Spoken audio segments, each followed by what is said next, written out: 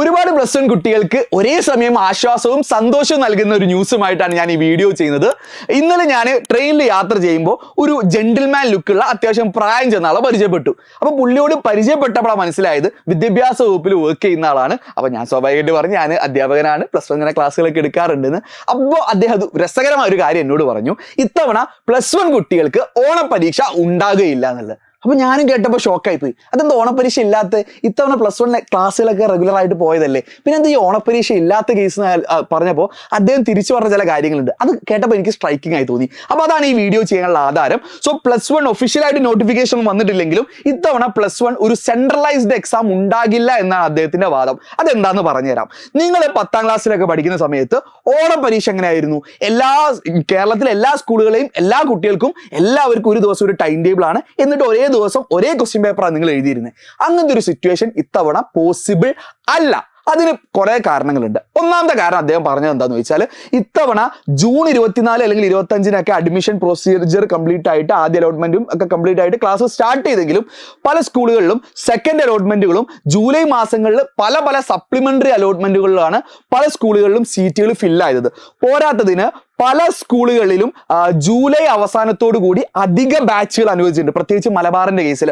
അങ്ങനെയുള്ള കേസൊക്കെ നിങ്ങൾ ഓർക്കുന്നില്ലേ? അപ്പൊ നിങ്ങൾ ആലോചിച്ച് നോക്ക്, നിങ്ങളുടെ ക്ലാസ്സിൽ എപ്പോഴാണ് ശരിക്കും ഇപ്പോൾ നിങ്ങൾ കാണുന്ന ആ ഒരു ഇത്രത്തോളം കുട്ടികൾ ക്ലാസ്സിൽ എന്താ വന്നത്, ആ ഒരു ഡേറ്റ് നിങ്ങൾ കമന്റ് ചെയ്യണേ. മെജോറിറ്റി പേര് ഒന്ന് കമന്റ് ചെയ്തിട്ട് മാത്രം തുടർന്ന് കാണാം കേട്ടോ. മെജോറിറ്റി പേരും കമന്റ് ചെയ്തിട്ടുണ്ടാവുക ജൂലൈ മിഡ് ആയിരിക്കും. ചില എയ്ഡഡ് അല്ലെങ്കിൽ അങ്ങനെ മാനേജ്മെന്റ് സ്കൂൾസ് ആണെങ്കിൽ കുറച്ച് ജൂൺ അവസാനം തന്നെ ഉണ്ടാവും. അപ്പോൾ ഇതിൽ നിന്ന് മനസ്സിലാക്കുന്ന കാര്യം, മെജോറിറ്റി കുട്ടികൾക്കും ജൂലൈ മിഡ് തൊട്ടിട്ടാണ് എന്ത് ചെയ്യുന്നത്, ക്ലാസ്സുകൾ സീരിയസ് ആയിട്ട് തുടങ്ങുന്നത്. അപ്പോൾ ജൂലൈ തൊട്ട് ക്ലാസ്സുകൾ സീരിയസ് ആയി തുടങ്ങിയ സമയത്ത് തന്നെ മഴക്കാലം എന്നുള്ള ആ രീതിയിലേക്ക് നമ്മൾ വന്നു. അപ്പോൾ തന്നെ നിങ്ങൾ ആലോചിച്ച് നോക്ക്, നമ്മുടെ ജൂലൈ മാസത്തെ ടൈം ടേബിൾ ഇത് നോക്കുന്ന സമയത്ത് ജൂലൈയിൽ പല ദിവസങ്ങളിൽ ചെറിയ രീതിയിലൊക്കെ ലീവുകൾ വന്നു. എന്നാലും ജൂലൈ വലിയ പ്രശ്നമില്ലാതെ കടന്നുപോയി. എന്നാൽ ഓഗസ്റ്റിലോട്ട് കടന്ന സമയത്ത് നിങ്ങൾ നോക്കി നോക്ക്, ഓഗസ്റ്റിലെ ഈ തുടങ്ങിയ ദിവസങ്ങളിലും ജൂലൈയുടെ അവസാന ദിവസങ്ങളിലും ഒക്കെ മഴക്കെടുതി നമ്മൾ എന്ത് ചെയ്തു അനുഭവിച്ചു. അപ്പൊ മലബാറിലെ പകുതി, അതായത് കേരളത്തിലെ 7ഓളം ജില്ലകളിൽ ഒരുപാട് ദിവസം ഓൾമോസ്റ്റ് ഒരു ആഴ്ചയുടെ മുകളിലൊക്കെ ലീവ് ആയിട്ടുണ്ട്. അതിന്റെ കൂടെ തന്നെ നിങ്ങൾ കാണേണ്ട കാര്യം എന്ന് പറഞ്ഞാൽ, ഓഗസ്റ്റ് മാസത്തിൽ എന്തുണ്ട്, ഒരുപാട് പബ്ലിക് ഹോളിഡേയ്സ് ഉണ്ട്. ഇതിന്റെ വീഡിയോ നമ്മൾ ഓൾറെഡി ചെയ്താണ്. ഓഗസ്റ്റ് 15 ശ്രീനാരായണ ഗുരു ജയന്തി, ശ്രീകൃഷ്ണ ജയന്തി, അയ്യങ്കാളി ജന്മദിനം എന്നുള്ള ദിവസങ്ങളൊക്കെ വരുന്നുണ്ട്. അപ്പൊ ഇതൊക്കെ കൂടി കൂട്ടി വായിക്കുമ്പോൾ എന്താ നിങ്ങൾക്ക് മനസ്സിലാക്കുന്നത്, നമ്പർ ഓഫ് വർക്കിംഗ് ഡേയ്സ് കുറവാണ്. അതുകൊണ്ട് തന്നെ പല സ്കൂളുകളിലും പല ചാപ്റ്റേഴ്സ് എന്ത് ചെയ്തില്ല, ഓൾറെഡി പഠിപ്പിച്ച് കഴിഞ്ഞിട്ടില്ല, അല്ലെങ്കിൽ പഠിപ്പിച്ച് തീർക്കാൻ പറ്റാത്ത സാഹചര്യത്തിലോട്ട് പോകും. അപ്പോൾ ഇത് ഹ്യൂമാനിറ്റീസിന്റെ കേസിലൊക്കെ പോവുകയാണെങ്കിൽ ഇത് തീർത്തും ശരിയാണ്. അധിക ബാച്ച് അനുവദിച്ചോടത്തൊക്കെ എപ്പോഴാണ് ക്ലാസ്സുകളൊക്കെ വന്നു കൊടുക്കുന്നത്. പല സ്കൂളുകളിലും പല സബ്ജക്റ്റിനും ടീച്ചേഴ്സ് പോലും ആയില്ല എന്നൊക്കെയുള്ള മെസ്സേജ് ഞാൻ കണ്ടു.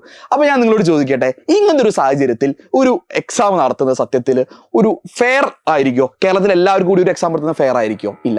അപ്പോൾ അദ്ദേഹം പറഞ്ഞ മറ്റൊരു കാര്യം എന്ന് പറഞ്ഞാൽ, എക്സാം നിങ്ങൾക്ക് ഉണ്ടാവും, പക്ഷെ എന്താണ്, അത് നിങ്ങളെ സ്കൂൾ ഡിസൈഡ് ചെയ്യുന്ന എക്സാം ആയിരിക്കും. അതായത് ഒരു യൂണിറ്റ് ടെസ്റ്റ് പോലെയുള്ള എക്സാം ആയിരിക്കും നിങ്ങൾക്ക് നടക്കാൻ പോകുന്നതെന്ന് അദ്ദേഹം പറഞ്ഞത്. ഇത് ശരിയാണ്.